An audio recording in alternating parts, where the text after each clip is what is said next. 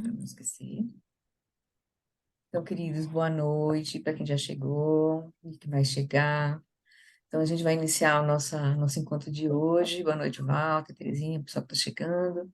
Eu vou mutar os microfones e a gente inicia pelas nossas preces. Então, tá, deixa eu compartilhar aqui.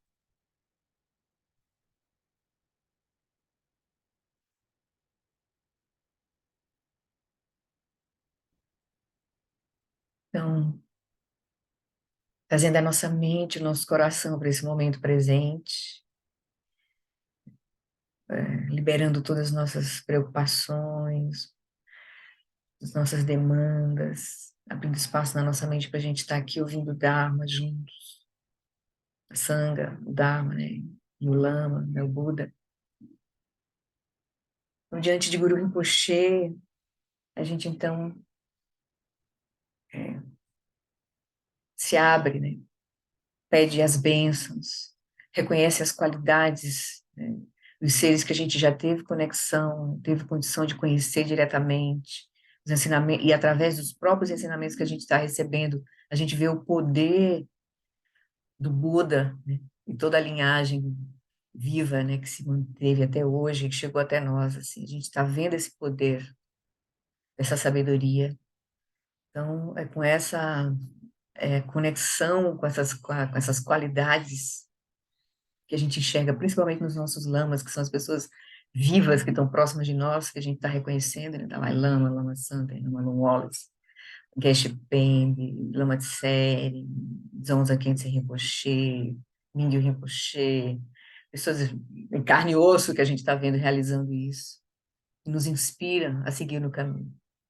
Então, aspirando realizar essas qualidades em nós mesmos, para poder a gente ajudar da forma que for, as pessoas que estão no nosso entorno, todos os seres, né? Então é que a gente está aqui buscando praticar. Então, a gente começa lembrando rapidamente dos 4 pensamentos para purificar nossa motivação, lembrar quão precioso é esse momento. A gente reunir todas as causas e condições para praticar. A gente lembra, né, que as facilidades e vantagens desse precioso renascimento humano são extremamente difíceis de encontrar. E a gente se recorda que todos que nascem estão sujeitos aos fenômenos da impermanência e da morte. A causa e o resultado de ações virtuosas e não virtuosas não podem ser evitados. A gente se lembra da lei de causa e efeito, que é inexorável para nossas mentes operando em dualidade, não reconhecendo a natureza verdadeira da realidade. E a gente lembra que a natureza contínua dos 3 reinos de Sansara é um oceano de sofrimento. Enquanto a gente está operando com a mente que não reconhece a sua verdadeira natureza, a gente vai gerar a dualidade, o autocentramento, as aflições mentais, as ações não virtuosas. A consequência disso é colher sofrimento. Então, nos recordando disso, a gente realmente gera uma renúncia a essa inteligência que, e olha em direção ao caminho que se abre para nós, para a gente superar essa condição. É o caminho que o Buda revelou, que está representado pelas 3 joias. Então, a gente aspira que a nossa mente se volte realmente para a transformação verdadeira, para a realidade, para a verdade. Reconhecer a verdade. E a gente aspira isso não só para nós, mas para todos os seres, principalmente aqueles mais próximos de nós, nossos amigos, nossos parentes, nossos conhecidos, cidadãos da nossa cidade, nosso Brasil, do nosso mundo. Que todos os seres tenham a felicidade e suas causas, que é a lucidez. Que eles sejam livres do sofrimento e de suas causas, que é a ignorância, de sua verdadeira natureza. Que eles nunca sejam separados da bem-aventurança sublime, que é livre do sofrimento, a felicidade genuína, que vem da realização da nossa verdadeira natureza. E que eles permaneçam em grande equanimidade, a grande paz, livres do apego e da aversão aos que estão próximos ou distantes. Então é com essa motivação que a gente então toma refúgio e gera bodhicitta. No Buda, no Dharma e na excelente Assembleia da Sangha, até que alcance a iluminação, neles eu tomo refúgio, que através da minha prática das 6 perfeições possam todos os seres sencientes alcançar o estado búdico.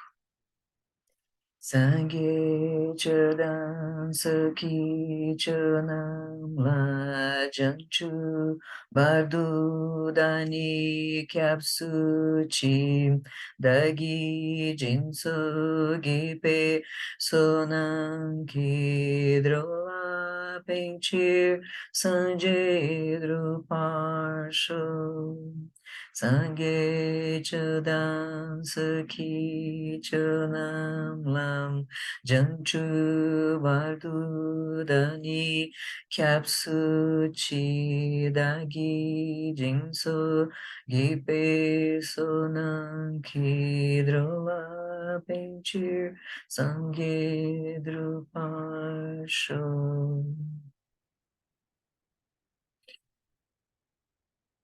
Então, diante de Guru Rinpoche, a gente faz a prece de 7 linhas, aspirando realizar, receber todas as bênçãos para remover todos os nossos obstáculos, para a gente manifestar essa lucidez completa, essa mente de lucidez completa.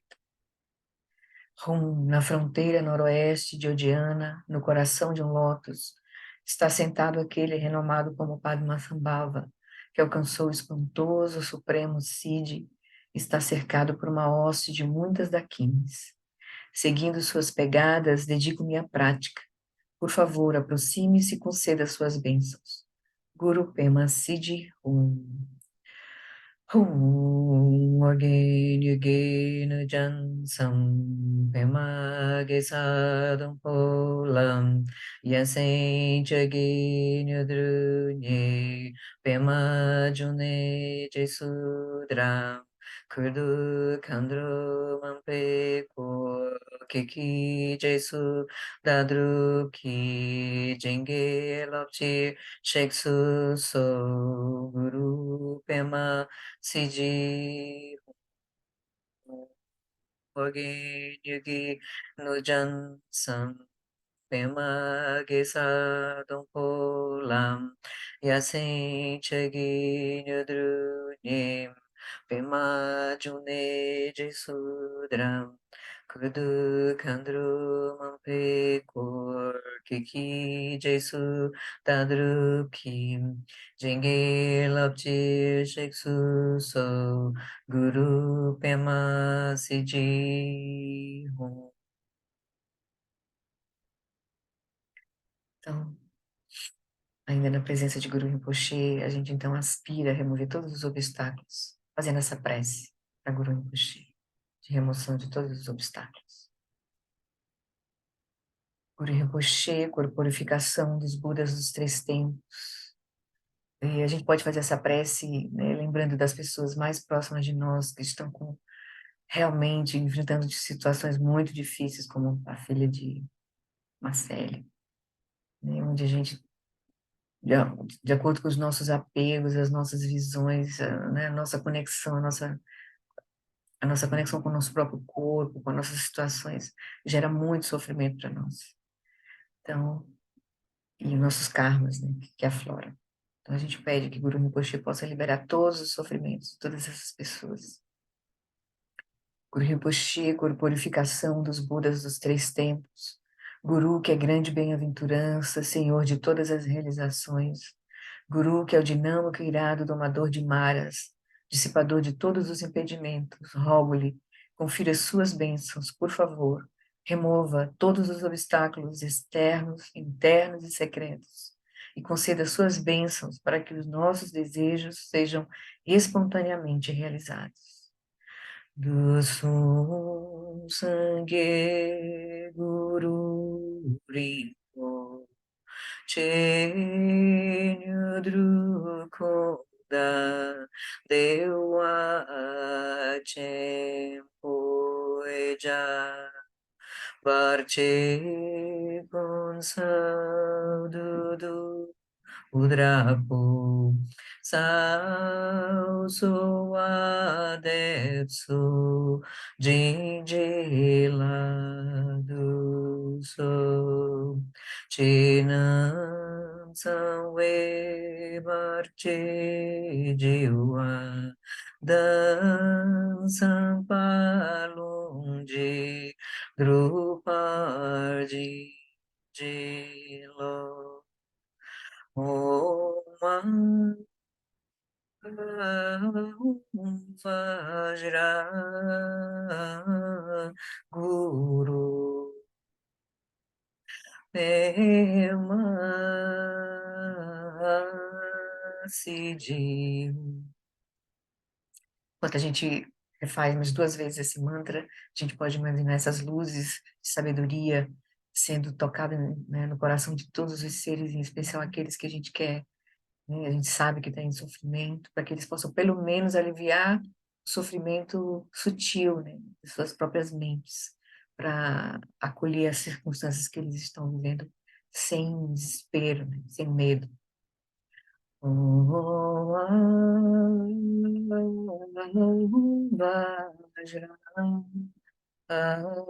Guru Paema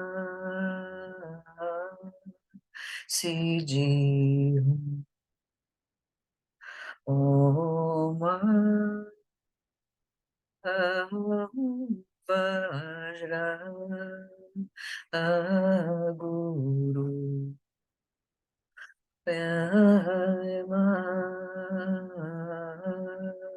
Siddhi.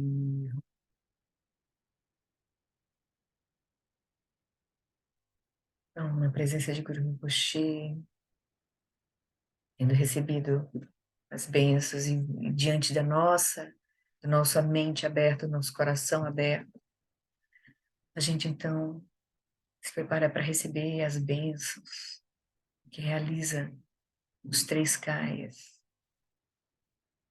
e a grande perfeição, para que a gente possa de fato acessar essa mente e as qualidades dessa mente para trazer benefício a nós e a todos os nossos seres com quem a gente contactar. Então a gente imagina que de uma sílaba Om branca na testa de Guru Rinpoche flui um fluxo de luz branca diretamente para o Om na nossa testa. E a gente recebe as bênçãos da sabedoria que remove todos os obscurecimentos, todos os obstáculos do nosso corpo. Prepara as bases para a gente realizar o Nirmanakaya.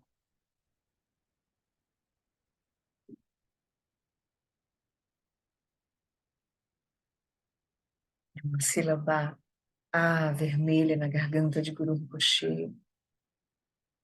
A gente imagina um fluxo de luz vermelha vindo diretamente para a sílaba A na nossa garganta. E a gente recebe as bênçãos da sabedoria que remove todos os obstáculos da nossa fala, da nossa energia. Estabelece as bases para a gente realizar o Sambhogakaya. Corpo sutil.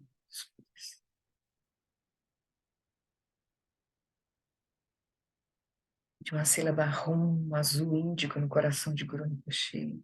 A gente imagina um fluxo de luz azul vindo diretamente para a sílaba Rum no nosso coração. E a gente recebe as bênçãos da sabedoria que remove todos os obscurecimentos da nossa mente. Estabelece as bases para a gente realizar o Dharmakaya.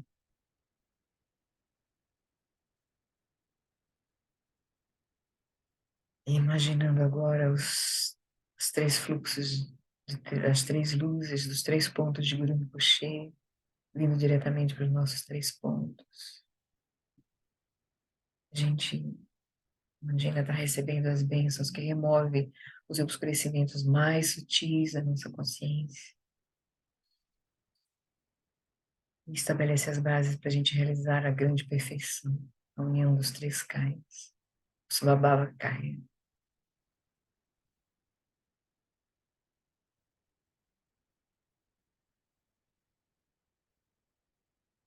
Tendo recebido essas bênçãos, A gente convida, então, com uma grande confiança, a gente convida Guru Rinpoche para vir para o topo da nossa cabeça. Ele se dissolve em luz, desce pelo nosso canal central, repousa em nosso coração. E a gente sente, reconhece a indivisibilidade da nossa mente, a consciência iluminada de Guru Rinpoche, de todos os Budas.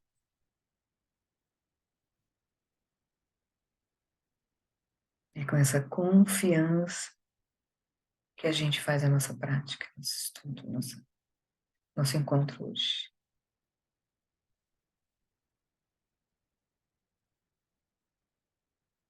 E sabendo que essa é a condição de todos os seres, que a gente possa reconhecer isso em nós, em todos os seres.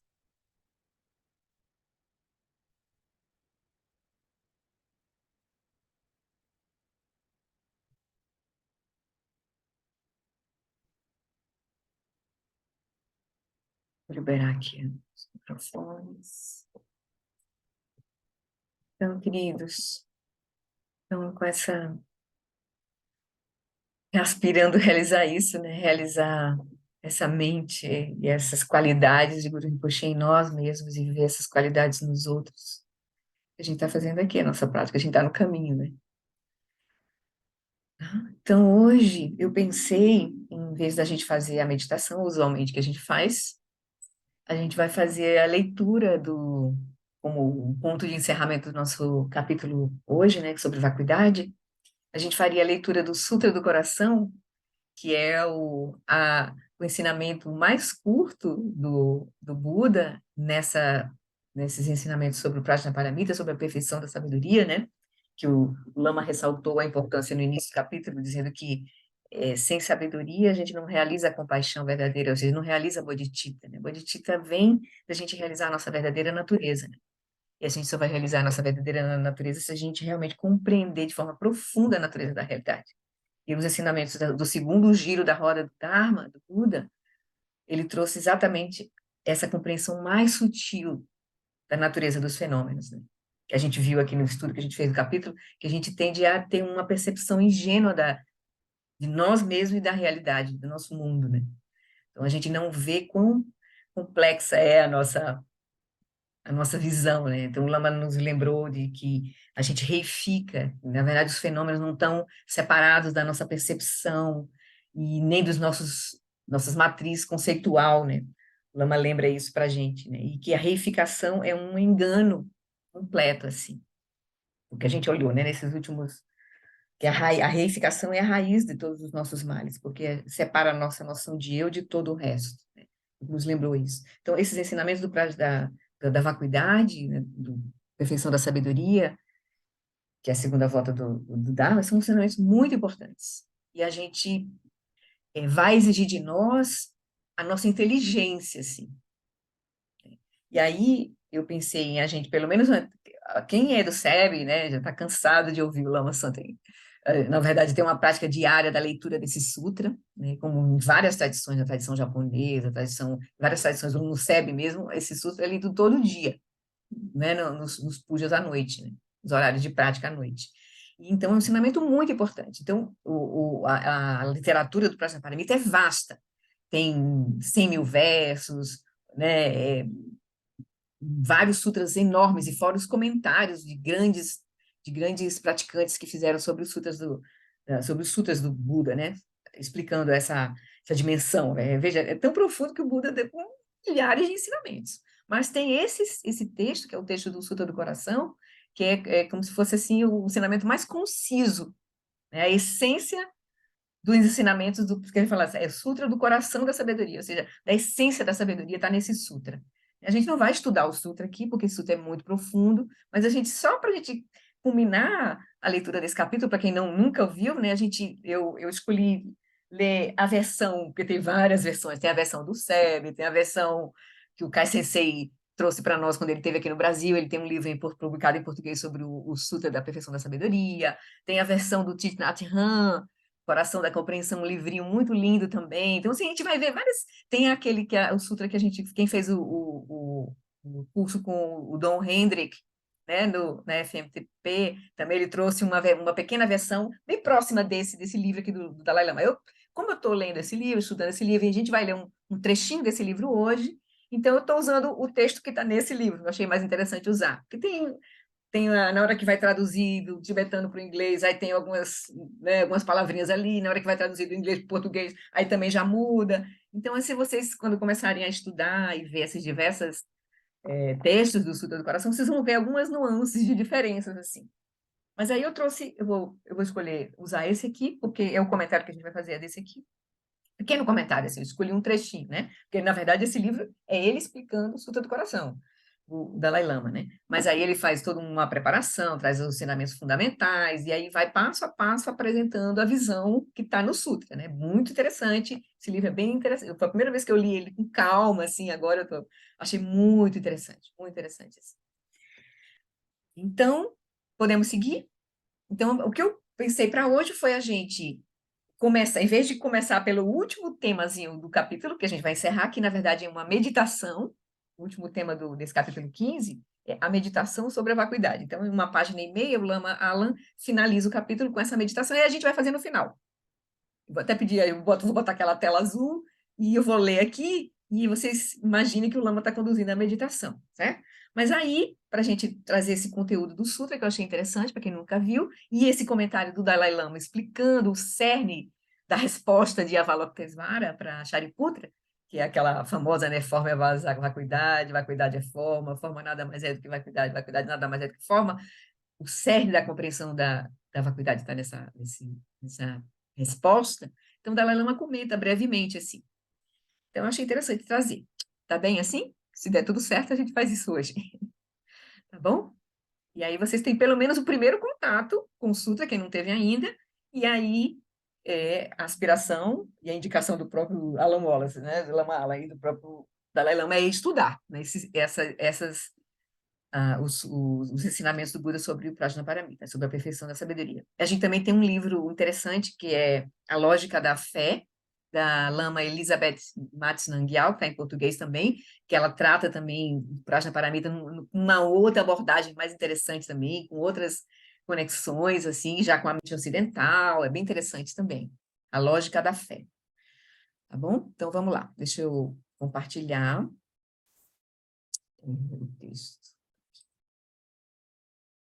Então, a gente vai ler rapidamente o texto que está aqui no livro do Dalai Lama. E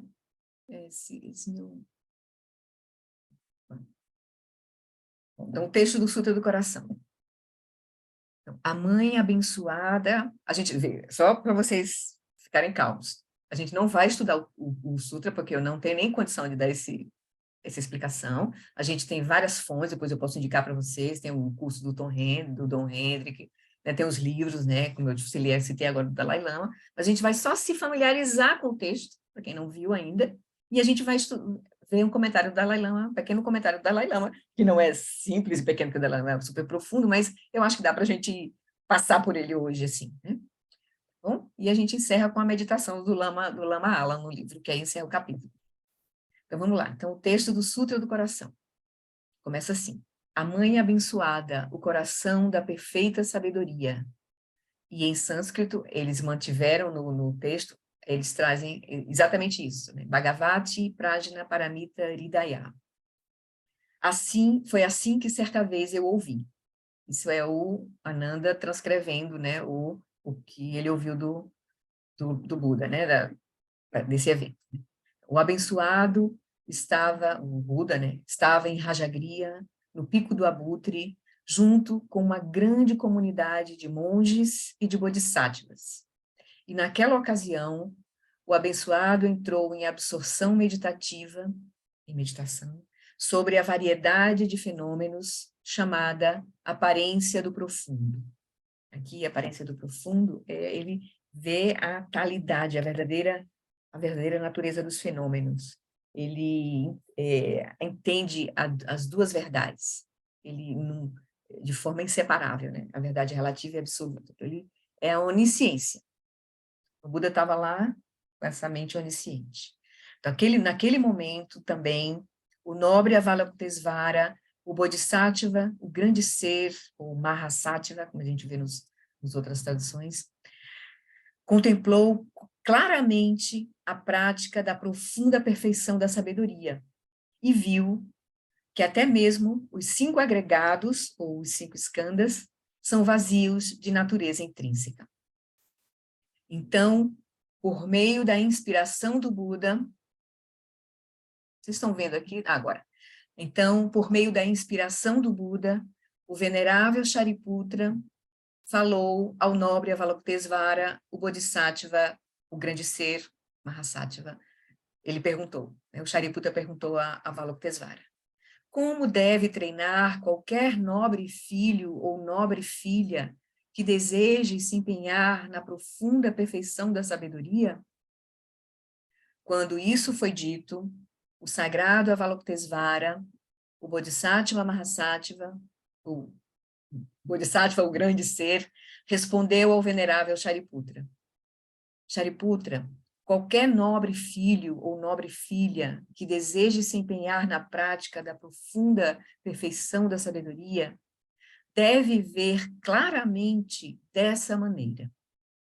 Deve perceber perfeitamente que até os 5 agregados, os 5 skandhas, são vazios de existência intrínseca. Os 5 skandhas são forma, ou corpo, né, matéria, sensação, percepção, formação mental e consciência. Então, ele diz, ele começa pelo primeiro, né? Forma, primeiro dos 5 skandhas, é vacuidade. Devia ver assim, né? Forma é vacuidade. Vacuidade é forma. Vacuidade não é outra coisa senão forma. Forma também não é outra coisa senão vacuidade. Da mesma maneira, os outros skandhas, né? Sensações, percepções, formações mentais e consciência, são vazias. Portanto, Shariputra, todos os fenômenos são vacuidade. Não têm características definidas. Não nascem e não cessam. Não são puros, não são impuros. Não são incompletos e não são completos. Portanto, Shariputra, na vacuidade não existe forma, sensações, percepções, formações mentais e consciência.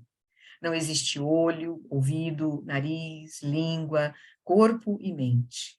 Não existe forma, som, sabor, som, odor, sabor, textura e objetos mentais. Não existe elemento da visão e assim por diante, até o elemento da mente. O elemento da visão, do olfato, do paladar, do tato, né? Que são os órgãos, né? E nem o elemento da mente. Inclusive, o elemento da consciência mental.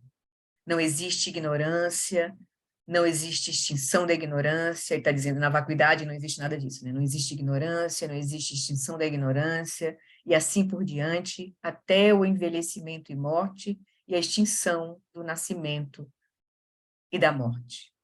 Do mesmo modo, não existe sofrimento, origem do sofrimento, cessação do sofrimento, ou caminho para a liberação do sofrimento.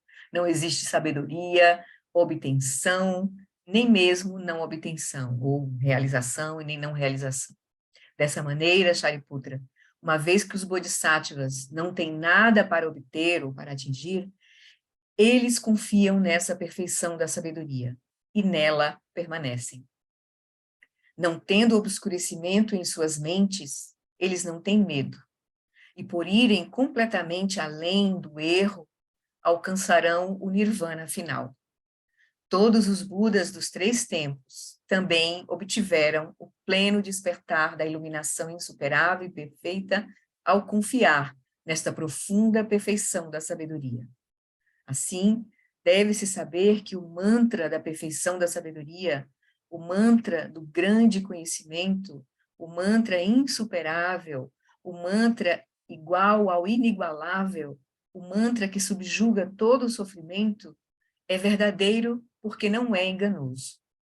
O mantra da perfeição da sabedoria é proclamado dessa forma, né? Teatá, aí aqui ele não tem o on, mas eu vi que o Tom Hendrick botou o on entre parênteses, então talvez no texto que os tibetanos usam para para traduzir, né? Aqui, ó, esse texto foi traduzido pelo Dalai Lama, foi o texto do Dalai Lama e pelo tradutor oficial do Dalai Lama. Então, eles colocaram assim, Teata, Gate, Gate, Paragate, Parasangate, Bodhisattva.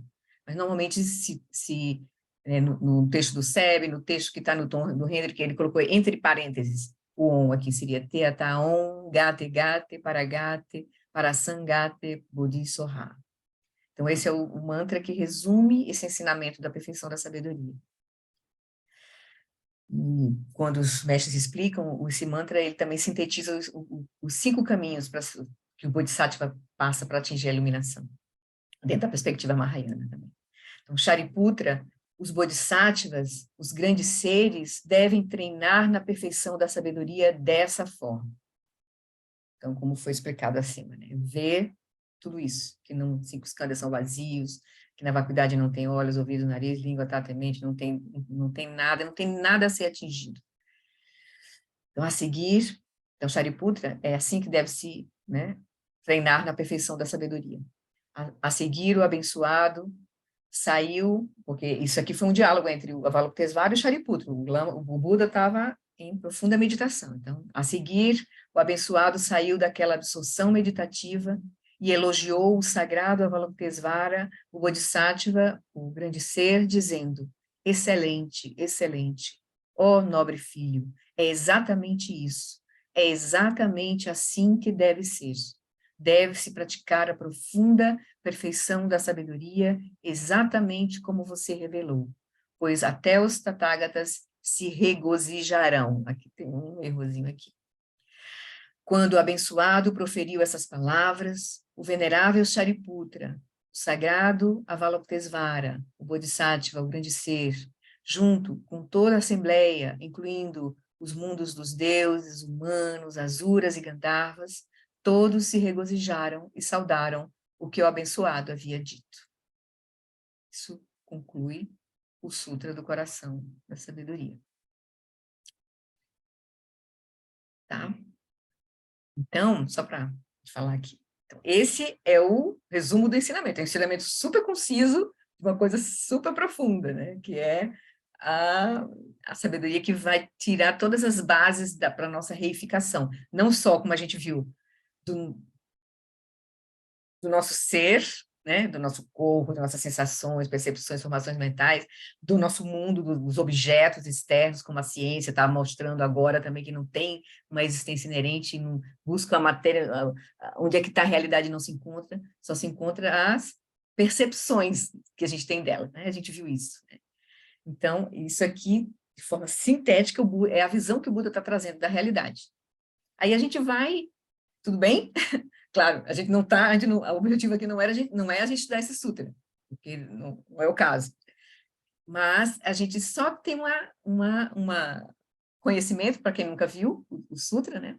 Quem nunca viu, e são várias, lembrando que tem várias diferenças nas versões, nas traduções, né? A do Sebe, a do Thich Nhat Hanh, a desse livro do Dalai Lama, que foi a que eu li agora, né? A do Kassin-Sei, que são traduzidos em português, né, que a gente tem acesso. Então, tá bem. Então, eu separei um pedacinho, o capítulo 9, capítulo 10, livro aqui do Dalai Lama, que é o capítulo que ele diz, o capítulo sobre desenvolver uma visão inequívoca da realidade. E a gente vai ler um pedacinho de 2 trechos. Tá? Flori, Oi, querido. é importante notar que a consciência dos 5 skandhas é a consciência substrata, né? Porque às vezes as pessoas confundem. É a consciência condicionada, Porque a gente fala consciência prístina e consciência substrata, quem não está acostumado com o termo, aí não vai entender nada. No texto não está dito, no texto está dito só apenas consciência, mas a gente vai tratando aí aquilo que aquela consciência que dá um sentido de eu, é a consciência condicionada nossa. Porque se fosse a consciência prístina, não teria o menor sentido. Exatamente, porque, né, exatamente. Entendeu? Não tem, Exatamente. Exatamente. Então, podemos seguir lá no texto da Dalai Lama, para ver o que ele traz para a gente aqui. Então, vamos lá, deixa eu compartilhar aqui. Deixa eu abrir lá no capítulo 10. Aqui. Pronto. Então, nesse capítulo, desenvolver uma visão inequívoca da realidade, eu achei interessante a gente ler esse trechinho aqui desse inicia, mas principalmente esse aqui, entender as duas verdades. que aí termina, inclusive, com o texto do Lama no nosso capítulo, que a gente vai encerrar, que ele vai dizer a importância que a gente vai ter de entender as duas verdades. Então, aí eu trouxe aqui, porque exatamente o Dalai Lama vai explicar a resposta de Avalokitesvara. Forma é vacuidade, vacuidade é forma, forma nada mais é do que vacuidade. Ele vai explicar isso aqui. Então, vamos dar uma olhadinha o que o Dalai Lama tem para nos dizer. Então, antes desse capítulo aqui, ele explicou as várias visões, as escolas que vão gradativamente penetrando no sentido da compreensão da vacuidade. Tem a escola que a gente viu, né? A escola Chitamatra, a escola Madhyamaka, e tem várias... Então, antes desse capítulo, ele explicou isso aqui. Então, ele diz, toda a discussão filosófica... Então, aí ele começa o capítulo dizendo, né? O capítulo é sobre desenvolver uma visão inequívoca da realidade, é o ponto principal do ensinamento do Buda, né? E aí ele começa dizendo, é muito importante a gente refutar a existência intrínseca de forma correta. A gente entender que as coisas não têm existência intrínseca de forma correta, esse entendimento, para a gente não cair no niilismo, né? Então, ele diz assim, é muito importante. Ele diz, toda a discussão filosófica anterior, que ele trouxe das escolas todas, mostrando como é que as escolas foram vendo e as sutilezas que tem na compreensão das escolas que estudam, né, a natureza da vacuidade. Então, toda a discussão filosófica anterior sugere o seguinte ponto básico: o modo como tendemos a perceber as coisas não está de acordo com o que elas são. Porém, isso não nega, de forma nihilista, o fato de nossa experiência. Né? Nós temos uma experiência de ser, de corpo, né, de sentimento, de mente e de mundo ao nosso redor, de coisas, de mesa, de pessoas, a gente tem essa experiência. A existência das coisas e dos eventos não é questionada. É de que maneira elas existem que deve ser esclarecida. Esse é o objetivo de se passar por essa análise complexa, que aí ele passou com a gente aí nos capítulos anteriores. Então, ele vai dizer aqui, aí é que é importante. É essencial para qualquer aspirante espiritual, nós aqui, né, cultivar uma perspectiva que se opunha de forma direta à crença errônea que se agarra à existência concreta das coisas e eventos. No caso, reificação, como Lama Lomola já nos explicou. Então, somente pelo cultivo de uma visão assim, né, que combate essa crença errônea que se agarra à existência concreta das coisas, então, somente pelo cultivo de uma visão assim, podemos começar a diminuir o poder das aflições que nos dominam. Enquanto a gente estiver se fixando, né, por exemplo, quando a gente está enfrentando, né, as doenças, está fixado no nosso corpo, inerente, por isso que a gente vai sofrer, além da dor, do desconforto, que é a transformação né, do conjunto de carne, mas tem a questão do apego, da mente, né? Medo, pavor, porque a gente está fixado, né? Que a gente pode passar pelo processo de dor sem sofrimento. Mas a gente, com fixação, a gente tem, além da dor, tem sofrimento. Muito sofrimento. Então, ele vai dizer, então, somente pelo cultivo de uma visão assim, podemos começar a diminuir o poder das aflições que nos dominam. Quaisquer práticas diárias em que nos empenhemos, seja citação de mantra, visualizações e outras, por si só serão incapazes de se opor à ignorância fundamental. Simplesmente idealizar a aspiração, nossa, esse apego enganoso, a existência intrínseca desaparecer, não é suficiente. Nós devemos esclarecer inteiramente o nosso entendimento da natureza da vacuidade. Esse é o único jeito de se ficar completamente livre do sofrimento.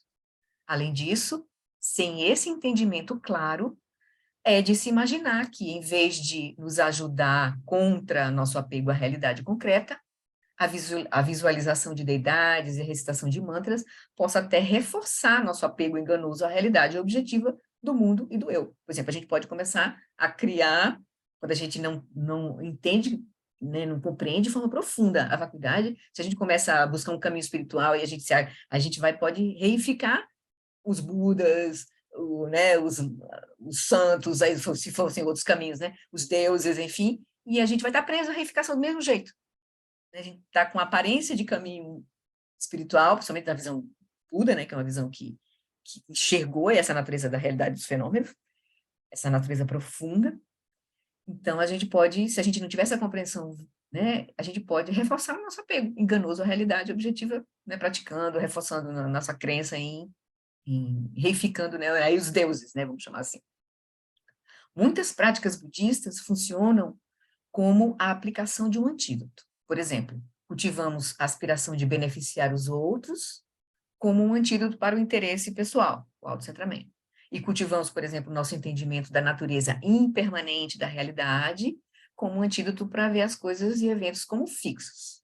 Da mesma maneira, cultivando o insight correto, a compreensão correta sobre a natureza da realidade, que é a vacuidade das coisas e eventos, somente assim, dessa maneira, então, nós somos capazes de nos libertar gradativamente do apego à existência intrínseca e, por fim, eliminá-lo. Então, ele está dizendo aqui que a sabedoria da compreensão correta da natureza vazia dos fenômenos é o antídoto para o sofrimento de fato, para o apego, a aversão e para o sofrimento de fato. Então, aí ele diz, entender as duas verdades, a verdade relativa da aparência dos fenômenos e a verdade absoluta, são essas duas verdades. Ele vai dizer, no Sutra do Coração, lê-se a resposta, a resposta de Avalokitesvara a Shariputra, deve perceber perfeitamente que até os 5 agregados, 5 skandhas, são vazios de existência intrínseca. Forma é vacuidade. Primeiro agregado, ele pegou o primeiro agregado, né? Como é que deve olhar os 5 agregados? Primeiro, forma é vacuidade, vacuidade é forma. Vacuidade não é outra coisa senão forma, forma também não é outra coisa senão vacuidade. A gente vai fazer isso para os 5 skandhas. Sensação é vacuidade, vacuidade é sensação. Vacuidade não é outra coisa senão sensação, sensação não é outra coisa senão vacuidade. A gente tem que fazer isso com os 5 skandhas. Percepção é vacuidade, vacuidade é percepção. Percepção não é outra coisa senão vacuidade, vacuidade não é outra coisa senão percepção. E assim vai. Então, essa passagem do texto do Sutra apresenta o resumo da resposta de Avalokitesvara para a pergunta de Shariputra sobre como praticar a perfeição da sabedoria. A expressão vazios de existência intrínseca, né, Avalokitesvara diz para Shariputra que eles deveriam ver que até os 5 agregados deveriam ser vazios de existência intrínseca. Então, essa expressão é a referência de Avalokitesvara ao entendimento mais sutil e elevado da vacuidade, que é da ausência de existência intrínseca. Não é a ausência de existência, é a ausência de existência intrínseca. Então, Avalokitesvara detalha a sua resposta, que começa com as seguintes frases. Forma é vacuidade, vacuidade é forma, vacuidade não é outra coisa senão forma, forma também não é outra coisa senão vacuidade. Então, para nós, é importante evitar a apreensão errônea de que a vacuidade é uma realidade absoluta ou uma verdade independente. A vacuidade, ela deve ser entendida como a verdadeira natureza das coisas e eventos. Por isso, lê-se, forma é vacuidade é forma. Vacuidade não é outra coisa senão forma também não é outra coisa senão vacuidade. Ele não se refere a vacuidade que está sendo dita aí, que é o ponto que está sendo olhado, não se refere a alguma espécie de grande vacuidade em algum lugar lá fora, mas sim, ou seja, como se fosse algo, um Deus todo-poderoso, uma dimensão última, existente em algum lugar. Não é.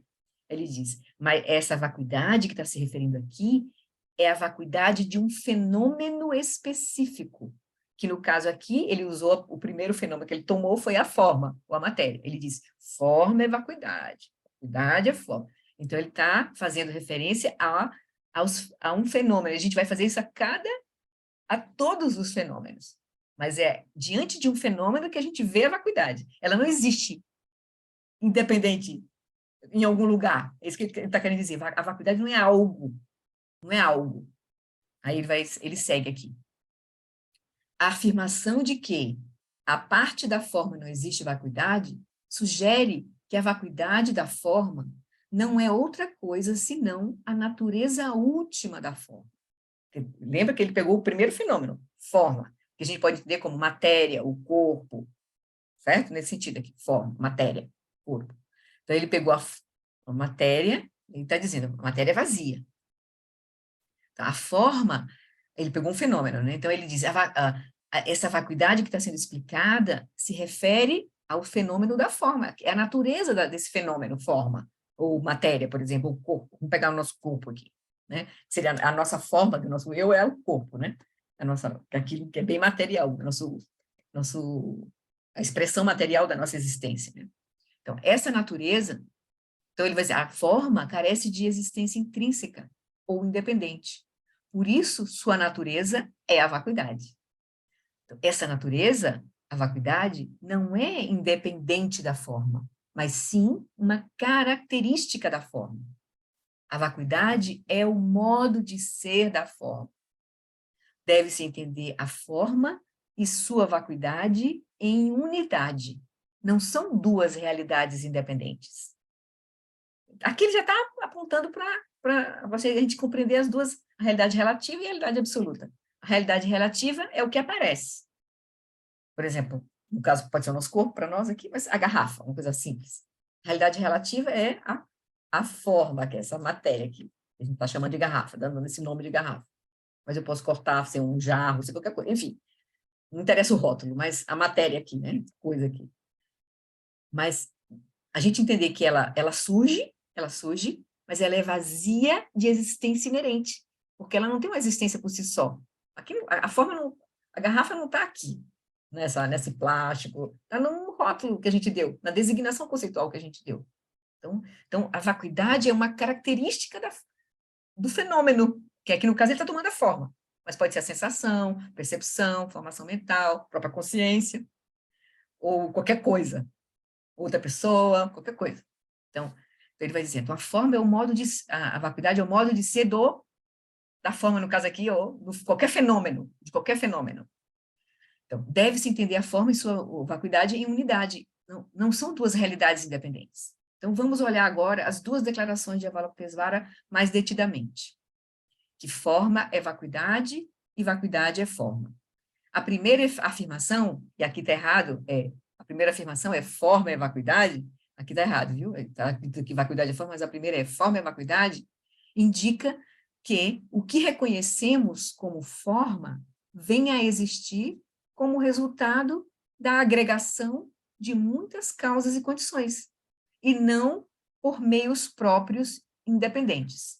Então, essa garrafa, para existir, precisou desse material, tecido, e esse material aqui, que a gente chama de plástico também, que recebe o nome, designação conceitual de plástico, surge de várias, foi um processo que fez ele surgir aqui, aí depois o processo da concepção da garrafa, aí o rótulo conceitual da garrafa, as partes, uma garrafa, para ser garrafa tem que ter esse formato, tem que ter uma tampa. Então, a garrafa não surge independente das causas e condições, não surge independente das partes que a compõem, e não surge independente do rótulo, da designação conceitual. Todos os fenômenos são assim, né? Então, ele vai dizer, então dizer que forma é vacuidade, indica que o que reconhecemos como forma vem a existir como resultado da agregação de muitas causas e condições, e não por meios próprios independentes. Forma, nesse caso que ele tá analisando esse fenômeno forma, né? Forma, ou matéria, ou o nosso corpo, né? É um fenômeno composto, constituído por muitas partes, porque vem a existir e continua a existir baseado em outras causas e condições, é um fenômeno dependente. Essa dependência significa que a forma é, consequentemente, vazia de qualquer realidade intrínseca e autoexistente. E, portanto, disse que forma é vacuidade. Até então, está claro, né? Está deixando claro o que está querendo dizer com isso, né? Então, vamos nos deter agora na declaração seguinte, de que vacuidade é forma. Entendido que a forma carece de existência independente, que jamais pode ser isolada de outros fenômenos. Então, ela jamais pode ser isolada de outros fenômenos. Por exemplo, ela não pode a garrafa não existe isolada da nossa mente, que dá o nome dela de garrafa, por exemplo.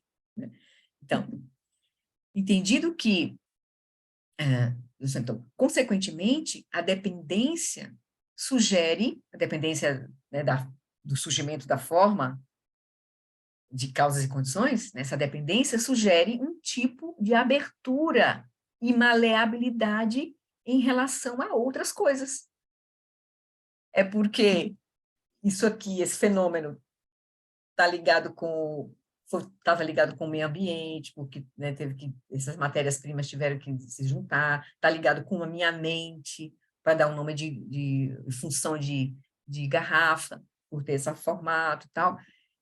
Então, essa abertura e essa maleabilidade em relação a outras coisas, essa abertura fundamental, né, é devido a essa abertura fundamental, a forma não, devido a essa abertura fundamental, a forma não é fixa, mas sim sujeita à mudança e causalidade. Porque, por exemplo, isso aqui eu posso cortar e deixar dela ser uma garrafa e passar a ser um jarro de flores. Eu posso cortar aqui e aí usar isso aqui como receptáculo para uma planta. E a garrafa se transformou num jarro. Porque a garrafa não está na garrafa, nesse sentido, né? Então, a vacuidade é essa dimensionalidade aberta da realidade. Porque, como a Lama de Seren, a Lama Elizabeth, ela fala, né? A gente entende a vacuidade como dimensionalidade aberta. A realidade é aberta. Por exemplo, porque se não fosse, isso aqui seria uma garrafa sempre. E nunca iria interagir com nada mais, não ia depender de mim para chamar ela de garrafa, e podia ser qualquer outra coisa. Então, porque as coisas são dependentes, elas podem mudar, sofrer mudanças, se transformar. Senão nada podia acontecer na realidade, tudo seria fixo. Então, em outras palavras, uma vez que as formas surgem a partir da interação de causas e condições e não possuem realidade independente e fixa, prestam-se à possibilidade de interação com outras formas e, portanto, com outras causas e condições. Tudo isso faz parte de uma realidade complexa e interconectada. Como as formas não possuem identidade fixa e isolada, podemos dizer que a vacuidade é a base para a existência da forma. Por isso que ele está explicando aqui. Vacuidade é forma, né? O que ele está dizendo aqui. Né? Tudo isso faz parte de uma realidade complexa. Então, como as formas não possuem identidade fixa e isolada, podemos dizer que a vacuidade é a base para a existência da forma. De fato, em certo sentido, é possível dizer até que a vacuidade cria a forma. Porque exatamente essa dimensão aberta dos fenômenos, da realidade, que faz surgir tudo. Senão não surgiria as coisas. Está tudo congelado. Nada iria interagir com nada. Isso exatamente explica a lei de causa e efeito. Exatamente essa dimensionalidade aberta. Então pode-se dizer, então, que vacuidade, na verdade, é forma nesse sentido. Né? A vacuidade cria a forma. Né? Ou seja, a vacuidade é essa dimensionalidade aberta de todos os fenômenos, essa interconexão, essa rede interdependente. O fenômeno surge dessa rede interdependente de causas e condições, partes e principalmente a designação conceitual. Porque não tem realidade se não tiver alguém que experimente a realidade. Então, na verdade, o aspecto sutil é o mais importante. A designação conceitual é a compreensão mais profunda dos fenômenos. Então, que o Buda vai depois dizer que todos os fenômenos surgem da mente. Porque a designação conceitual é que dá sentido à realidade. Não tem realidade sem alguém que experimente a realidade. Sem consciência. Não tem a realidade sem a consciência. Né? Experimenta a realidade. Então, ele vai dizer. Então, ele vai dizer, de fato, em certo sentido, é possível dizer que a vacuidade cria a forma. Pode-se entender a afirmação de que vacuidade é forma, no sentido de a forma ser uma manifestação ou expressão da vacuidade, dessa dimensionalidade aberta, tudo. Algo que advém, ou seja, tudo que surge os fenômenos advém da vacuidade. Esse relacionamento, aparentemente abstrato, de forma e vacuidade, é de algum modo análogo ao relacionamento de objetos materiais e espaço. Ele vai dar uma analogia aqui. Depois ele vê que não é perfeita, mas é mais ou menos isso. Sem espaço vazio, os objetos materiais não podem existir. Então, sem o fato de haver essa dimensionalidade aberta, essa interdependência de causas e condições, os fenômenos não podem surgir. Isso que ele está querendo dizer aqui, né? Ele diz, o espaço é o meio para o mundo físico. Contudo, essa analogia de espaço e objetos sucumbe, ou seja, não é perfeita, na medida em que se pode dizer que os objetos materiais, em certo sentido, estão separados do espaço que ocupam. Ao passo que não é possível dizer isso de forma e vacuidade. Então, os objetos materiais do espaço você imagina que eles estão separados, tem o espaço e tem os objetos, mas no caso aqui, dessa analogia que ele quis usar, é assim, o espaço permite o surgimento dos objetos, da mesma forma que a dimensionalidade aberta dos fenômenos é que permite o surgimento dos fenômenos. E essa dimensionalidade aberta é vacuidade. É a ausência de existência inerente, ou é originação dependente. Tudo isso são aspectos que explicam o que o Buda está dizendo sobre vacuidade. Aí ele vai dizer, no Lankavatara Sutra, encontramos descrições de 7 diferentes maneiras em que uma coisa pode ser considerada vazia. Aqui, seguindo nossos propósitos, vamos examinar 2 maneiras de ser vazio. Aí ele vai explicar a vacuidade do outro e vacuidade do eu.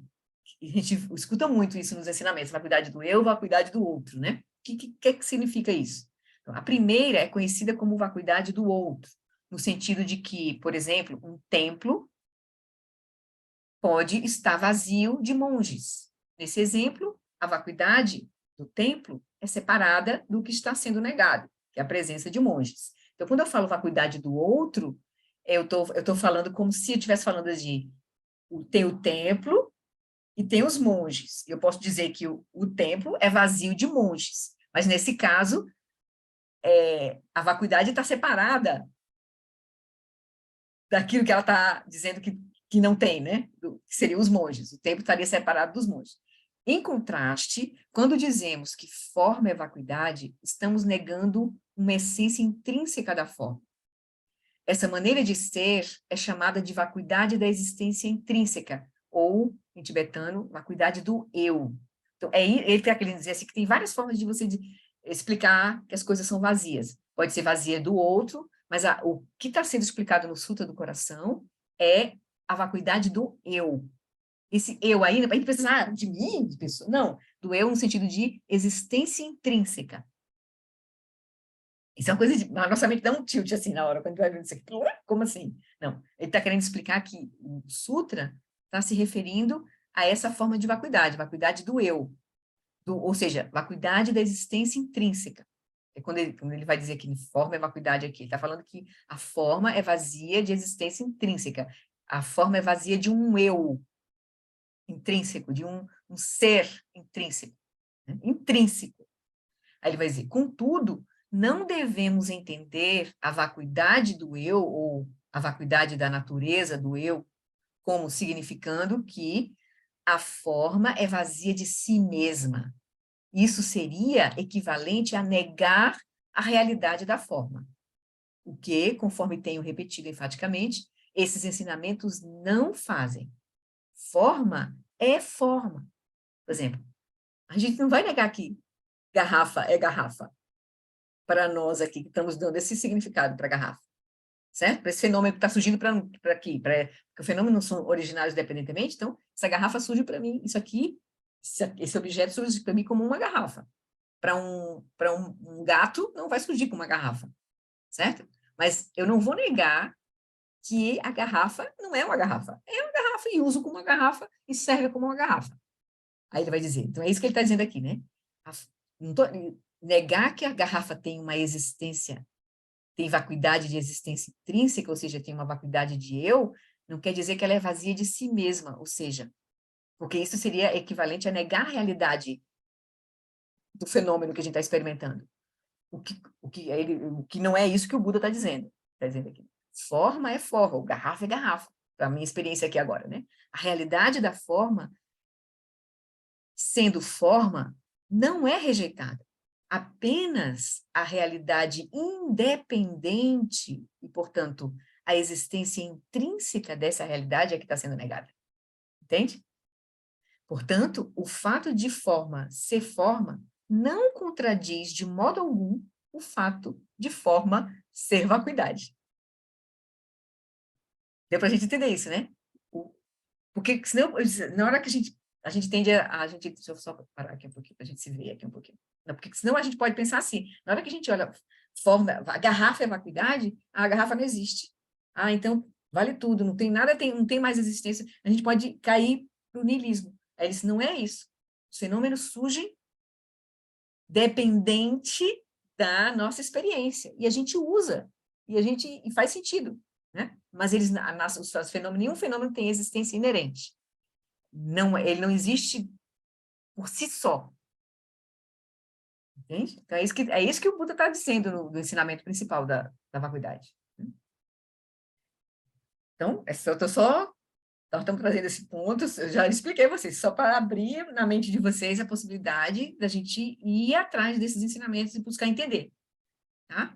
Então, o Lama Santo caduco de explicar para a gente, de várias formas, tem vários ensinamentos do Lama, ele está sempre explicando nos retiros que ele faz mais geral, assim. Então, tem o Lama Alan, no jeito dele explicando, porque tem várias abordagens também para explicar o ensinamento. Como eles sabem, né? Tem a abordagem Nayana, a abordagem Mahayana, a abordagem Vajrayana, a abordagem Dzogchen, a abordagem Mahamudra. O Lama Laola sempre nos leva para uma abordagem mais próxima, já vem da natureza da mente, já, que é a abordagem Mahamudra Dzogchen, que é o ponto, né? Mas a gente começa olhando coisas externas, para depois a gente chegar no ponto mesmo, que é ver a designação conceitual como sendo aquilo que realmente... E, claro, a causa e condições e a dependência das partes que faz surgir os fenômenos. Então, vamos voltar lá. Da nossa hora também, para a gente fechar pelo menos o raciocínio aqui, né? Então, ele diz, portanto, o fato de forma ser forma não contradiz de modo algum o fato de forma ser vacuidade. Ou seja, os fenômenos aparecem, são úteis, têm causalidade, né? Interferem, causam consequências, mas não têm existência inerente. Esse é o ponto. Então, esse é um ponto crucial e vale a pena reiterá-lo. Vacuidade não implica não existência. Vacuidade implica vacuidade de existência intrínseca, o que implica necessariamente originação dependente. Então, aquilo que não tem existência intrínseca é originado dependentemente. Aí a gente precisa entender que dependência é essa. A gente vai depender da nossa percepção, da designação conceitual, das causas e condições, enfim. Dependência e interdependência estão na natureza de todas as coisas. Coisas e eventos vêm a existir apenas como resultado de causas e condições. Isso também, não só para coisas grosseiras, mas para a nossa própria mente e para a própria consciência condicionada. Então, porque quando a gente está olhando de forma profunda, aí a gente vai olhar para o ponto principal, que é a nossa mente. Então, os ensinamentos do Dzogchen e do Mahamudra, a gente vai olhar para buscar os textos do John Limpa, né? Buscar o agente, né? A realidade do agente. Onde é que está esse agente? Então, a vacuidade, então, dependência e interdependência estão na natureza de todas as coisas. Coisas e eventos vêm a existir apenas como resultado de causas e condições. A vacuidade possibilita a lei de causa e efeito. Porque se não fosse a natureza, se os fenômenos não fossem interdependentes ou originados independentemente, eles seriam congelados, não existiria a lei de causa e efeito. Certo? Nada poderia ser transformado por nada. Então, podemos expressar o que foi dito ainda de outra maneira, conforme o seguinte raciocínio. Todas as coisas se originam de modo dependente. Dessa maneira, pode-se observar a causa e o efeito. Causa e efeito só são possíveis em um mundo desprovido de existência intrínseca, ou seja, em um mundo que é vazio. Mas aí vazio é que tem uma dimensionalidade aberta, que é surgido de causas e condições. Assim, podemos dizer que vacuidade é forma. Outra maneira de se dizer que a forma surge a partir da vacuidade. E que a vacuidade é a base que permite a originação dependente da forma. Ou seja, de todos os fenômenos. A forma aqui é um fenômeno que ele pegou, mas de todos os fenômenos. Portanto, o mundo da forma é uma manifestação da vacuidade. É importante esclarecer que não estamos falando de vacuidade como sendo algum tipo de extrato absoluto da realidade, aparentado, por assim dizer, como o antigo conceito indiano de Brahman, Deus, todo, né, o criador do universo, concebido como uma realidade absoluta, subjacente, a partir da qual emerge um mundo ilusório da multiplicidade. A vacuidade não é uma realidade essencial, não é algo que está fora. Não vamos, se a gente for, porque depois a gente vai ver que a própria vacuidade é vazia de existência, não tem vacuidade. Não tem nada na vacuidade. Por isso que o Suda vai dizer, não tem isso, na vacuidade não tem forma, sensação, percepção, não tem caminho, não tem nada. Porque a vacuidade não é uma coisa, é a natureza dos fenômenos, que querem dizer. Então, aí ele vai dizer, então a vacuidade não é uma realidade essencial que reside em algum lugar no coração do universo, do qual surge a diversidade de fenômenos. A vacuidade só pode ser concebida em relação a coisas e eventos individuais. Por exemplo, quando falamos da vacuidade de uma forma, estamos falando sobre a realidade absoluta daquela forma. E a realidade absoluta da forma é a vacuidade. É o fato dela ser vazia de existência inerente. O fato dela ser desprovida de existência intrínseca. Isso é a realidade absoluta de uma determinada forma. Do nosso corpo, das nossas sensações, da garrafa, da estátua do Buda, do computador, dos seres, tudo.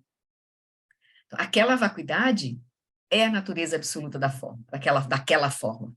Eu só posso falar de vacuidade em relação a algum fenômeno. Porque a vacuidade não é algo, é isso que ele quer dizer, não é uma coisa. Eu não posso falar da vacuidade como uma coisa. Ela só pode ser falada em relação a natureza dos fenômenos, porque ela é o modo de ser das coisas. A vacuidade existe como uma qualidade de um fenômeno específico, e não separada, independentemente de um fenômeno específico. Estamos acabando, gente. Além disso, uma vez que a vacuidade só pode ser entendida como realidade absoluta em relação a um fenômeno individual, coisas e eventos individuais, quando um fenômeno individual termina, a vacuidade daquele fenômeno também cessa. Assim, porque não estou falando de algo, estou falando de uma característica do fenômeno. Assim, embora a vacuidade não seja ela própria o produto de causas e condições, quando uma base para a identificação da vacuidade não mais existe, a vacuidade daquela coisa também cessa. Então, a vacuidade não é o produto de causas e condições, ela é a natureza de ser dos fenômenos, porque os fenômenos surgem, eles são vazios de existência inerente, senão eles não surgiriam. O mundo seria congelado. Então, a linha do sutra, vacuidade não é outra coisa senão forma, forma também não é outra coisa senão vacuidade, indica a necessidade de se entender o ensinamento do Buda sobre as duas verdades. A primeira é a verdade da convenção diária, a verdade relativa, convencional, ao passo que a segunda, a verdade absoluta, é a verdade a que se chega por meio da análise sobre o modo de ser absoluto das coisas. Nagarjuna faz referência a isso nos Fundamentos do Caminho do Meio, que foi o texto principal do Nagarjuna explicando a natureza vazia dos fenômenos. Os ensinamentos revelados pelos Budas, Nagarjuna diz, né? Os ensinamentos revelados pelos Budas, assim o são em termos das duas verdades. A verdade convencional do mundo, relativa, dos fenômenos, e a verdade última.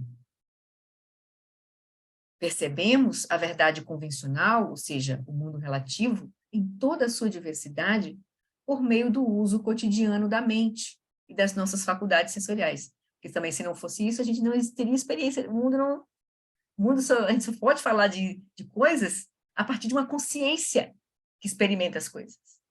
Então, porque quando a gente começa a ver isso, a gente vai olhar para a coisa principal, que é a mente, né? Vai olhar para mim. Então, contudo, somente por meio da análise penetrante somos capazes de perceber a verdade absoluta, a verdadeira natureza das coisas e eventos. Isso é a natureza, a originação dependente. Perceber isso é perceber a talidade dos fenômenos. Essa palavra talidade é o seu modo absoluto de ser. Em inglês é suchness, tal como é, ver as coisas como são, seu modo absoluto de ser, que é a verdade absoluta sobre a natureza da realidade. Então, perceber isso é perceber a talidade. Quando a gente olha de forma profunda a natureza dos eventos, dos fenômenos, nós mesmos, nossa mente, a gente vai ver isso. Embora muitas escolas indianas de pensamento, tanto budistas quanto não budistas, entendam a natureza da realidade em termos de duas verdades, o entendimento mais sutil acarreta a realização das duas verdades não como duas realidades separadas, independentes, mas sim como dois aspectos de uma única realidade. É essencial que captemos essa distinção com clareza. Então, aqui foi só esse tastezinho, esse gosto, esse sabor aí, um pouco da profundidade desses ensinamentos, e da gente ter que quebrar essas caixinhas, da solidez, da gente estar apegado com a reificação. Não é fácil, não. Não é fácil. Porque isso a gente está totalmente identificado com a reificação, com se sentir né, separado, ter essa experiência de um eu completamente existente, separado de um mundo completamente existente. Então, esse é o ponto, assim. E o estudo, né, da visão do caminho do meio, que é a compreensão disso, né, da natureza vazia, da vacuidade, que aí tem toda aquela gradação das escolas, a gente vai vendo, a gente começa a penetrar de forma gradual nisso, é que vai nos dar condição para a gente realmente ter a confiança de olhar de forma profunda para a nossa mente, porque aí a gente vai ter que olhar para aquilo que é a base mais sutil, que é aquele que experiencia, que designa a realidade, né? Que é a nossa própria mente, e experimentar essa vacuidade em nós mesmos, na nossa experiência direta, assim. Não só em nós, mas na nossa experiência de mundo, né? Porque a gente vai enfrentar a nossa morte, por exemplo. Então, eu acho que é uma coisa muito importante, assim, para a gente cuidar, porque a gente pode, em algum momento, sofrer alguma dificuldade, né? Como, por exemplo, nós temos pessoas sofrendo hoje dificuldades físicas, né? Com doenças, que são processos que a gente não vai fugir, porque culminância é a dissolução dessa configuração, que a gente chama de morte, né? Mas a culminância é a dissolução dessa configuração. Então, é bom que a gente se prepare para isso. A cada instante, assim. Cada instante. Então, eu queria, se vocês estiverem bem... tem tempinho, que bom, chegou 9 horas. Cris, quer falar? Cris, sim, pode falar. Posso falar, Flori? Só para ver se eu entendi direito, por exemplo, a vacuidade, ela vem, vamos dizer assim, corroborar de que, por isso mesmo, porque nada existe de forma independente, de forma independente, é que a gente não pode se apegar a nada. Sim, com certeza. A primeira coisa que eu ia dizer é o apego que a gente vai liberar. É o apego. O que surge da dualidade, da ignorância? Os 3 venenos. Ignorância da nossa verdadeira natureza, a ignorância passiva e ativa, né, que é a não saber, não saber e compreender as coisas de forma errada, que é a delusão, né, a vida de delusão, isso é ignorância. O que surge deles? Apego e aversão. As duas causas, raízes principais das outras aflições mentais todas. Tudo muda de acordo com o que eu, naquele momento, estou observando. Então, tudo tem, vamos dizer assim, um vazio, né? Não existe para sempre. Intrínseca. Intrínseca. Não existe para sempre. Tudo é transformável. Por exemplo, a garrafa vai ser garrafa a vida inteira, não vai ser. Até então, que eu olhe para ela e não, vai passar a ser agora um foguete, vai passar a ser meu ex-marido gostava de fazer foguete com garrafa plástica. Foguete, vai ser um jarro, vai ser qualquer coisa. Mas se a gente não vê isso, a gente tranca a realidade toda. A gente se fixa e fixa tudo. Então, isso é um processo muito interessante, assim, mas muito amedrontador. Quando o Buda deu esses ensinamentos, pessoas morreram do coração, assim. isso, porque pode tirar as bases da nossa realidade, a gente se sentir meio num espaço assim, né? Ou então, como é isso, né? Mas não, ele está dizendo, a vacuidade não implica inexistência dos fenômenos. Os fenômenos surgem e operam, e a lei de causa e efeito faz efeito, dá sentido, por isso cuida das ações. A lei de causa e efeito funciona. Movimentou o processo, fez surgir as coisas moveu, e as causas e condições são complexíssimas. Só uma mente onisciente pode compreender as causas e condições. Se a gente for puxar o fio de um fenômeno, a gente não encontra o início dele. Entendeu? Sim, Roberto. Oi. Pelo que eu entendi, eu imagino que a forma vazia forma é o jeito de como funciona o vir a ser. É como funciona o desenrolar do tempo. Porque se você não tivesse, se a coisa fosse inerente a si própria, ela não mudaria.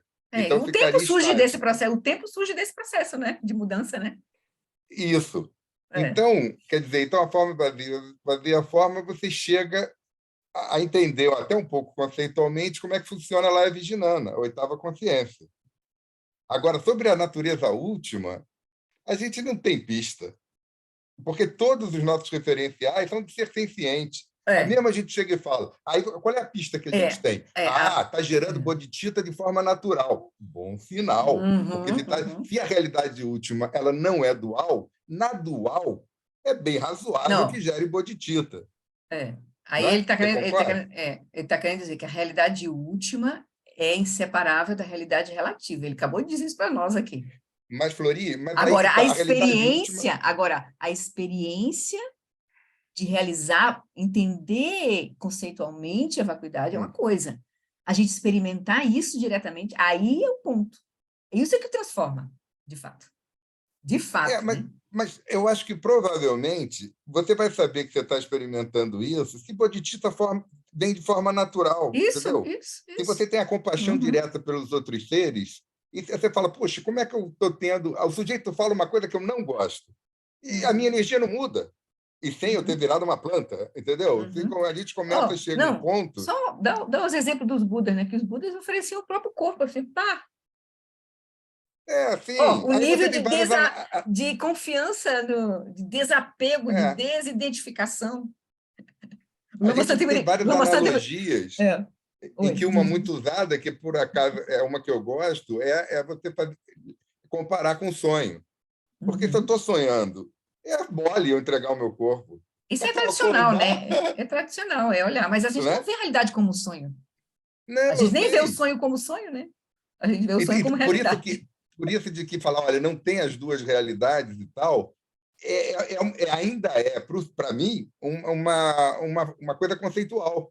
Entendeu? Exatamente. Por isso a prática. Por isso a prática é importantíssima. Mas a realidade de ser senciente, ela é muito mais que conceitual. Ela aparece em aparências que podem ser energias, exatamente. Não fica só no conceito, fica no nível grosseiro. Porque, na verdade, eu acho que não é propriamente a designação conceitual, ela sofistica a realidade sansárica, né?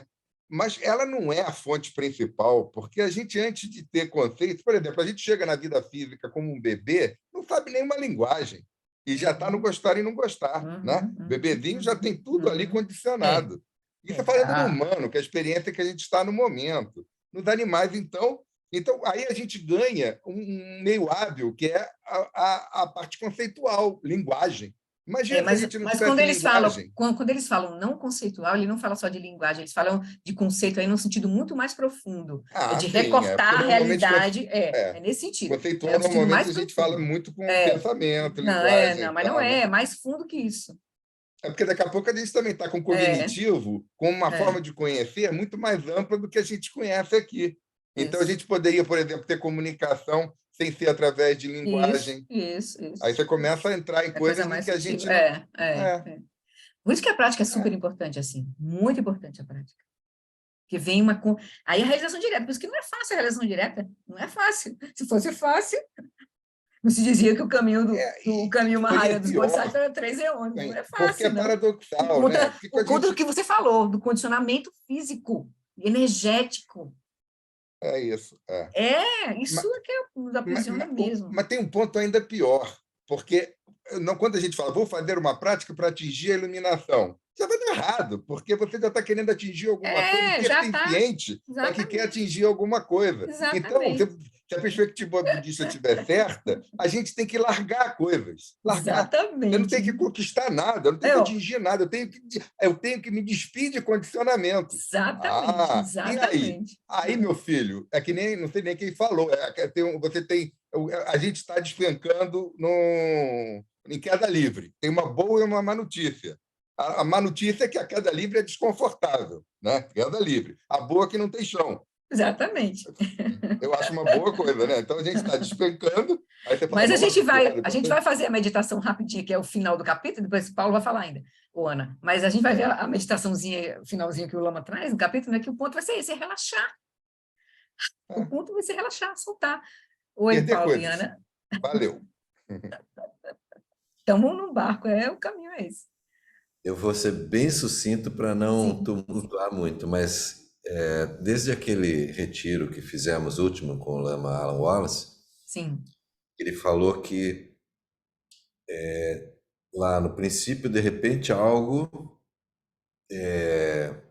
não lembro exatamente as palavras, algo desequilibrou energia, assimetria, né? Assimetria surgiu lá. inicialmente a ignorância, né? E a partir daí essa dualidade. Isso eu não tenho como evitar na minha formação cultural, né? A associar isso com aquela famosa expressão do Gênesis que diz, no princípio era o verbo. Entendendo que o verbo fala energia. É uma energia, algo como que fosse realmente talvez essa vacuidade, alguma coisa que de repente se desequilibra, né? Mas outro elemento assim de aproximação da minha parte tem sido da minha experiência do início da minha vida profissional, que eu trabalhei com desenho técnico, né? E o desenho técnico ele é muito interessante no sentido assim, bom, um círculo, uma reta ou um ponto, a gente representa, na época, né, era com tinta nanquim, ou com régua, com compasso, ou com a cordinha. Depois os matemáticos representam isso com uma equação, o computador mostra enfim, seu processamento, os pontinhos de imagem, né, que vão ser aquilo, mas na verdade esses entes geométricos, a expressão deles, seja na tela do computador, no papel, ou de forma for, é meramente uma expressão de uma coisa absolutamente assim abstrata, né? Intangível. Um ponto não tem dimensão nenhuma, uma circunferência não tem espessura nenhuma, quer dizer, é algo que me trouxe assim pelo menos um caminho de refletir sobre isso, né? Enfim. Massa. Cada um de nós tem a sua vida, suas vivências, suas experiências, né? Vai tentando fazer conexão com o que já aprendeu, com o que já passou, para começar, né, cair as fichinhas, né? Então vamos concluir o capítulo com a meditaçãozinha. Eu vou fazer o seguinte, eu vou fazer tipo meditação, porque eu vou botar a telinha e vocês não precisam ler, mas eu vou ler o livro aqui. Mas aí, como ele traz como uma meditação, a gente aproveita só para dar uma relaxada, para não ver mais palavras na tela. Vou botar aquela imagenzinha e vocês só relaxem e escutem aqui, rapidinho. Aí a gente termina os 2 últimos parágrafos lendo, que aí ele termina a meditação e a gente lê junto. Então, só encontre assim uma posição confortável. Eu vou botar aqui a tela para tirar. Então, vamos lá. A meditação sobre a vacuidade. Começamos a prática refletindo sobre a natureza da vacuidade, com a motivação de transformar profundamente a nossa experiência da realidade, reconhecemos que tudo o que vivenciamos sensorialmente ou de qualquer outra forma é apenas uma série de aparências mentais. Nenhuma delas, nem mesmo a mente, existe em si e por si, mas trata-se apenas de uma matriz de eventos.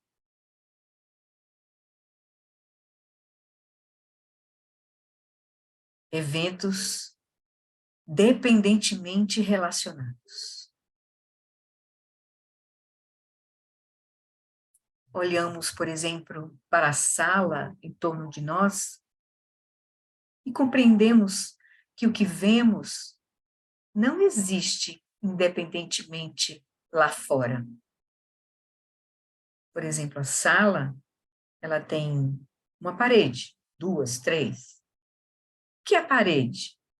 É um conjunto de tijolos que foram dispostos em um certo, ou se for de tijolo a matéria-prima, então um conjunto de materiais que foram reunidos e que a gente deu o nome de parede, e depois a gente juntou 2, 3, 4 paredes e deu o nome de sala.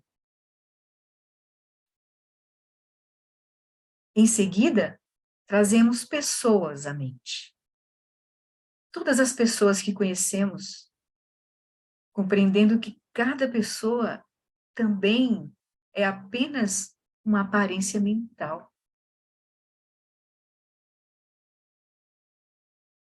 A gente olha, a gente vê características. Outras pessoas olham aquela mesma pessoa e veem outras características. Se a gente buscar olhar a pessoa como uma forma, a gente vê que a pessoa muda. Ela já foi criança, adulta, vai envelhecer, vai morrer. Para uns ela é amigo, para outros ela é inimigo. Com base nessa compreensão, começamos a reconhecer que nós mesmos somos apenas aparências mentais.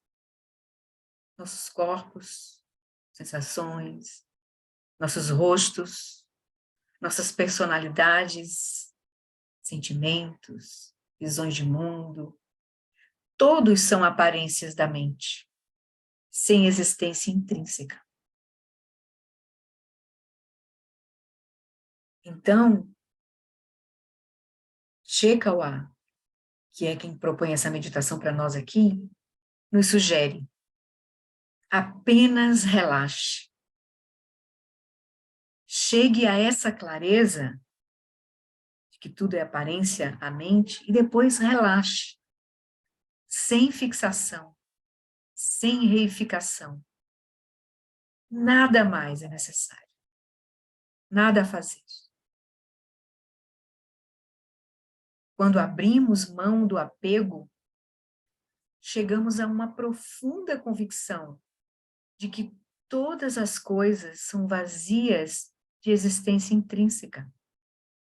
Em seguida, relaxamos a mente em um estado de clareza, sem agitação, sem fixação, sem lassidão, e permanecemos nessa realização da vacuidade.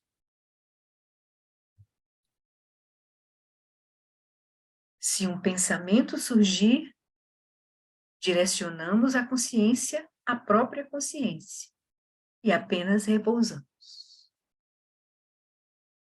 Vemos a vacuidade do pensamento.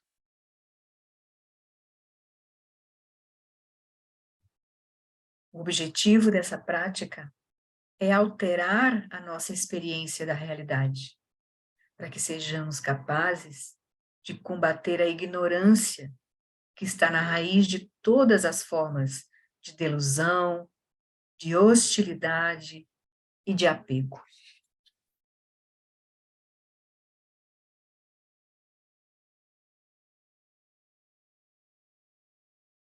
E a gente pode dizer o mantra que resume o ensinamento do Prajnaparamita.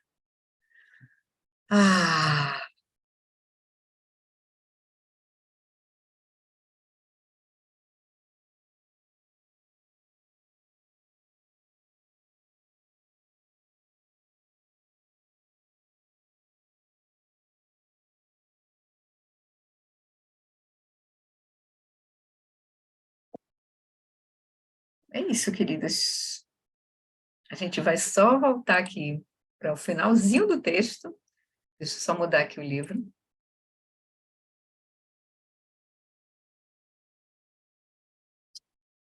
Então,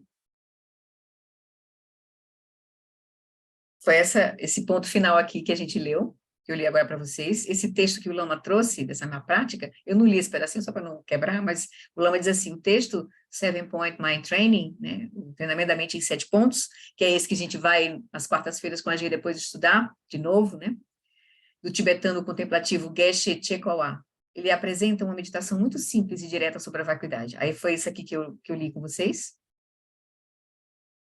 Aí aqui a gente vai ver então os 2 últimos parágrafos, eu terminei aqui. Aí ele vai dizer, depois de encerrarmos essa meditação, tentamos manter essa qualidade de ver todas as coisas como vazias de existência intrínseca. Quando vamos preparar o almoço, por exemplo, trazemos a essa atividade a consciência de que a nossa experiência do mundo é semelhante ao sonho. Pode parecer que ela existe inteiramente lá fora, mas a verdade é que nós participamos dessa realidade, ajudamos a criá-la. Tentamos manter esse entendimento vivo durante todo o dia, o quanto for possível. Então, essa vai ser a prática. Na hora que a gente vai entendendo, a gente tem que trazendo isso para a nossa prática, né? Ver a realidade como um sonho. Essa é a prática diurna da yoga dos sonhos. É ver todos os fenômenos do nosso dia a dia como um sonho. Ou seja, nós estamos... as coisas não existem inteiramente lá fora, independente. Nós participamos dessa realidade, ajudamos a criá-la. Nossa mente, né? Em resumo, existem 2 verdades. A verdade absoluta do vazio e a verdade relativa da realidade convencional. Por um lado, considera-se que a vacuidade seja a ausência absoluta de qualquer natureza intrínseca em qualquer fenômeno. Por um lado, então, considera-se que a vacuidade seja a ausência absoluta de qualquer natureza intrínseca em qualquer fenômeno. Isso é a vacuidade.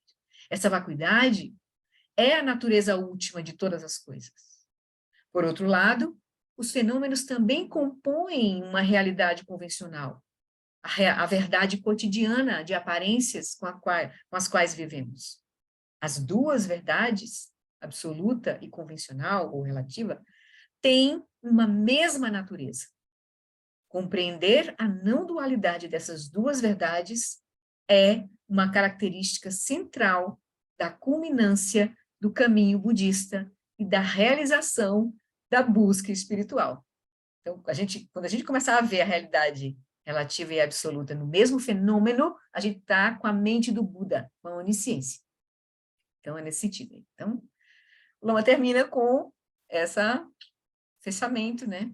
E aí, o próximo capítulo, ele vai falar um pouco agora do Tantra, o veículo do diamante. Né? Nós estávamos até agora aqui no Sutra, caminho do Sutra. Agora ele vai falar nesse último capítulo, brevemente, sobre o caminho do Tantra,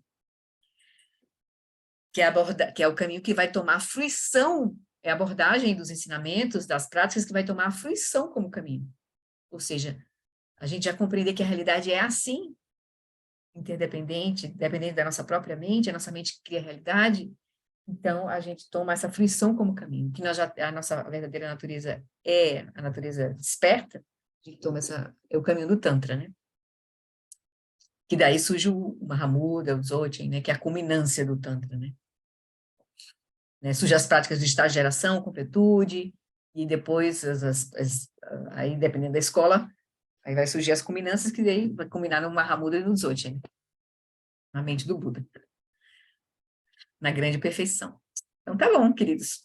Então, passamos, né, por mais essa visão geral, assim, rápida, né, sobre a vacuidade, que é o coração dos ensinamentos da grande perfeição, né, da sabedoria, que é imprescindível para a gente obter a bodhicitta absoluta, né?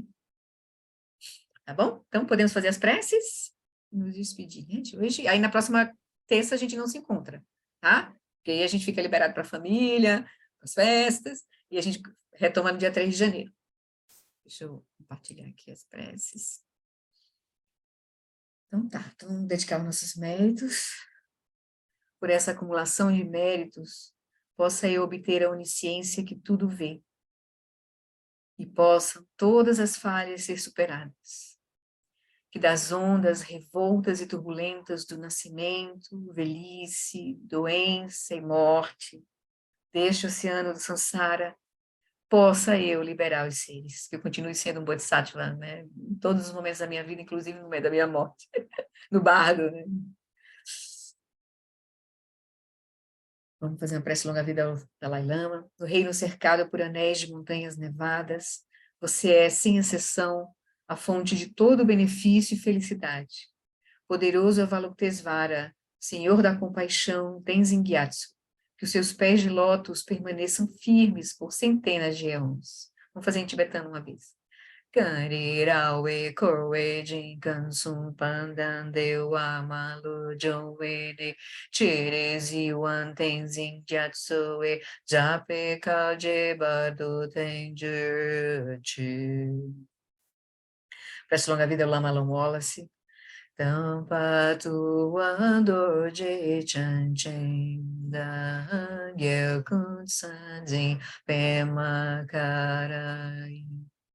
Tenzin que buja pedempa da zetrinidade do céu ar ze takudrula jampe charchen pa que zandra menantendutsi kyam alawala si zedrakpam Iki buchen poza petengurchi zanlin chidan ki panupsham sugye teni yotam ze pam lopon ki kutse zetrin Yedro conta pelando tri parze. A gente aspira que o Retiro do Lama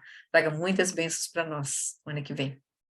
Que o professor Sakyamuni, o grande Vajradhara e aquele que sustenta os mistérios de todos os jinas, Padmasambhava, possam firmar os pés de lótus daqueles que sustentam os ensinamentos e fazem com que os feitos do Buda brilhem como o sol e a lua. Aquele que derrama uma grande chuva de amor sobre seres em terras distantes e sustenta-os com o néctar dos ensinamentos do Buda, aquele ilimitadamente afortunado, o grande ser conhecido como Alan Wallace, possa sua vida ser longa. Em Jambudvipa em geral e especialmente no Ocidente, você ilumina os ensinamentos dos jinas como a luz do sol. Ó Mestre, possam sua longevidade e seus feitos ser muito extensos, e possa você guiar todos os seres no caminho da liberação. Que nunca solte a nossa mão até a nossa iluminação completa. Prece para a preservação dos ensinamentos de Dudjom Limpa, a extensiva tradição da transmissão de Padmasambhava é a escola da tradução antiga da grande perfeição. Dudjom Limpa é o sustentáculo desses ensinamentos da essência definitiva, que seus profundos termas possam ser preservados pelo estudo e pela prática, para que não diminuam até o final da existência condicionada. E a gente vai fazer então a prece final. A prece para que a tradição do Guru Padmasambhava floresça, que a grande tradição do Abade Shantirakshita, do mestre Padmasambhava e do rei Trizon Deutsen possa florescer e permear os três reinos. Que a presença das três joias nunca se separe do fluxo mental dos seres, assegurando assim um sublime bem-estar através dos três tempos. Ken le che sun rin le che zan lin sa sun cha pa pe du cho sun na wa dam midral du sun gele shu. Parece nossa aspiração como Bodhisattva, que a Bodhicitta sublime e preciosa surja onde quer que ainda não tenha surgido, e sem enfraquecer onde já surgiu, que ela se expanda cada vez mais. E a gente faz os votos de que as criações são incontáveis. Faço o voto de libertar todas elas. As delusões são inesgotáveis. Faço o voto de transformá-las. A realidade é indelimitada. Faço o voto de percebê-la. O caminho desperto é insuperável. faço o voto de corporificá-lo. Por essa virtude, possa eu rapidamente realizar o Lama de Adhyana e possa eu conduzir todos os seres, sem exceção, a esse estado de realização. Gewadinho Duda, Orgelama Drugene, Drovatikemampa, Deisala Gopar Show. Então, queridos, estamos juntos nessa jornada. Seguimos. Feliz Natal, feliz Ano Novo Muito para obrigada todos. por Para tudo. todo mundo, boa sorte aí, boa saúde para vocês, para Feliz sua Ano família, a família de Novo. vocês, Muito viu? obrigada, Florinda. gente vai Cheio se de falando. tranquilidade. Tchau, tchau. Também, paz e Tchau. lucidez. Obrigada, muito obrigada, Tchau, querido. Florinda. Até 2020.